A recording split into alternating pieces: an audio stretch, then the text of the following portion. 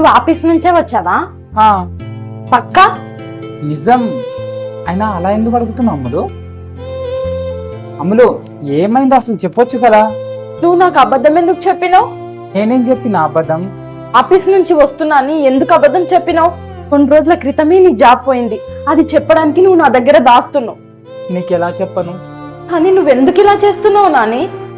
Job పోయింది, ఏం చేయాలనో అర్థం కాక దిమాగ్ ఖరాబ్ అవుతుంది. ఇల్లు ఎట్లా నడిపించాలి, ఈఎంఐలు ఎలా కట్టాలనో అర్థం కావడం లేదు. నాని, ఇవన్నీ ముందే చెప్పొచ్చు కదా. ఏం బాధపడకు, నాకు బ్యూటీ పార్లర్ వర్క్ వచ్చు. నేను కూడా పని చేస్తే నీకు కూడా హెల్ప్ అవుతుంది కదా. లేకపోతే నువ్వు చెప్తుంటావు కదా నీకు వంట బాగొచ్చని. అయితే మనం టిఫిన్ సెంటర్ ఓపెన్ చేద్దాం. కానీ మీ నాన్నకు చెప్పినా కదా, ఏ లోటు లేకుండా నీ బిడ్డను మంచిగా చూసుకుంటానని. ఒక మాట చెప్పు, భర్త తన భార్యని మహారాణిలా చూసుకుంటే భార్య కూడా తన భర్తని ఒక మహారాజులా చూసుకోవాలి కదా. అర్థం చేసుకునే భార్యకి తన భర్త ఎంత గరీబోడైనా సరే ఎప్పటికీ మహారాజే అవుతాడు.